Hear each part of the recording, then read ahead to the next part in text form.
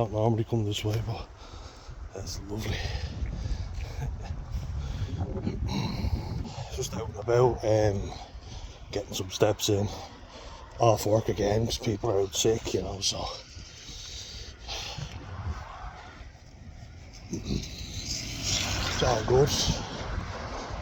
Just means I can get some steps in. Anyone who doesn't know, I usually cycle, then get the bus. But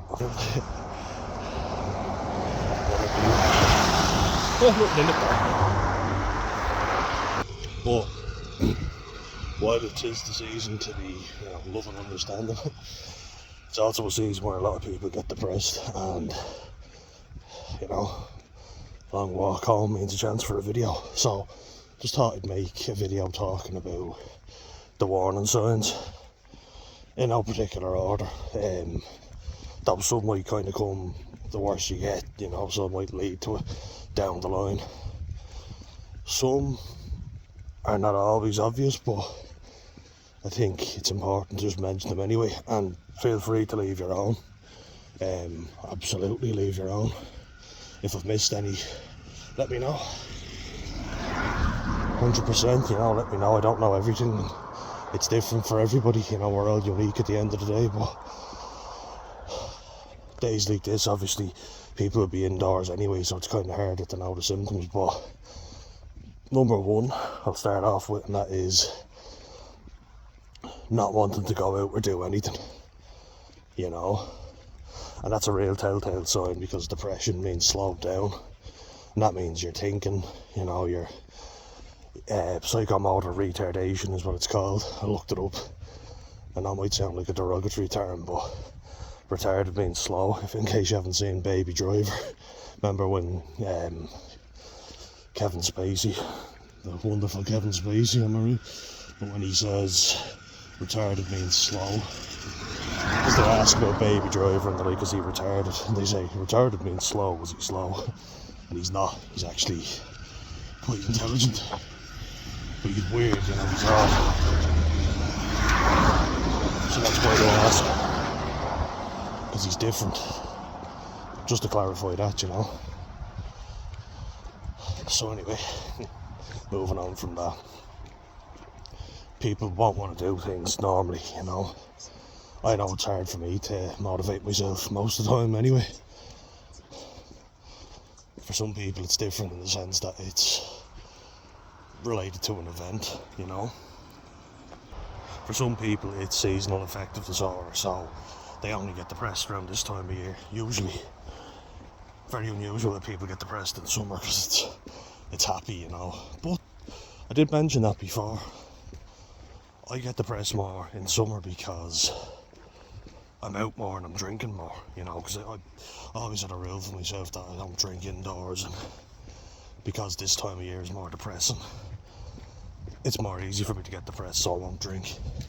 And then I do it all in the summer, and then lo and behold, I've been pumping this depressant into my body, and also doing a lot, like, you know, I'm autistic or burnout, so that's something you need to consider as well if you suffer from burnout like me.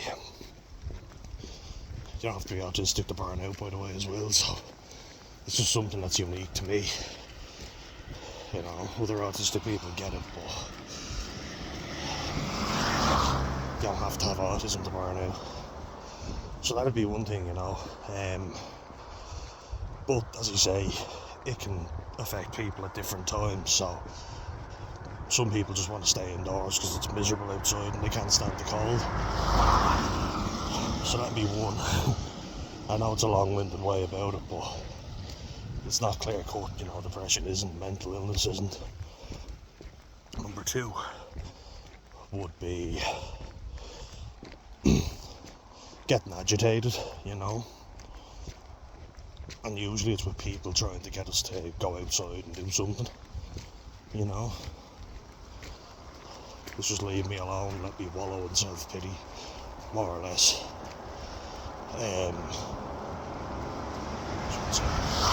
Normally what I find is I haven't the energy to argue with someone when I'm depressed. I just want to sleep, you know. I don't want to go out, I don't want to do anything, but I have the tools now to manage.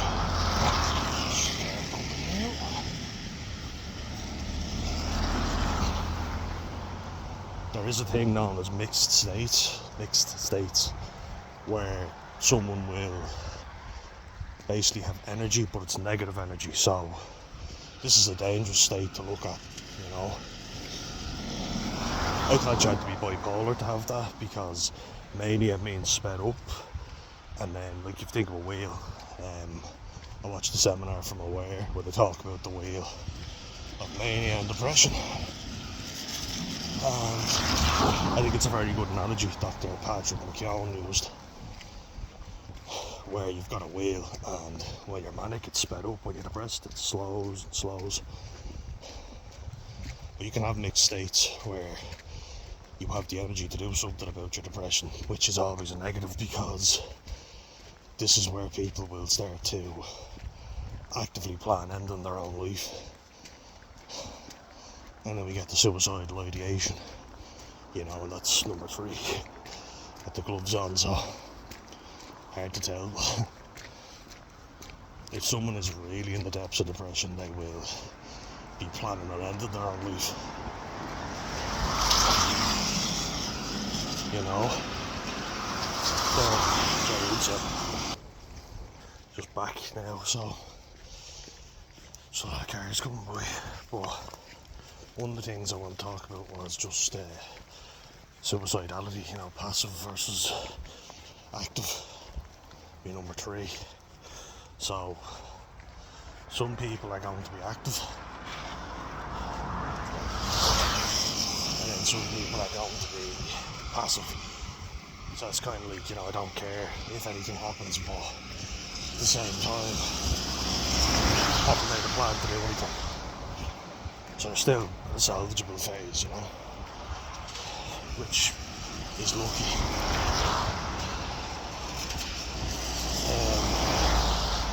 Active though is where you need to be worried, and it's usually when there's more of a surge of energy and they've got the energy to do something about it, you know.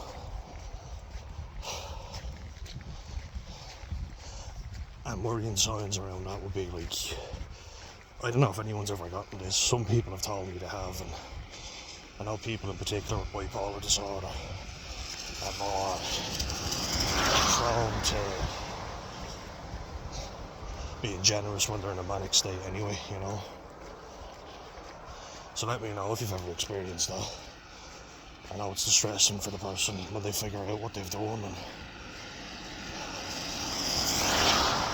also for the family members, because the person will have no stuff left and people are taking advantage of them. So do watch out for that, 100%. Because if you think about it, they just want all their stuff to be somewhere where it's got to be appreciated. People might get overly generous, you know.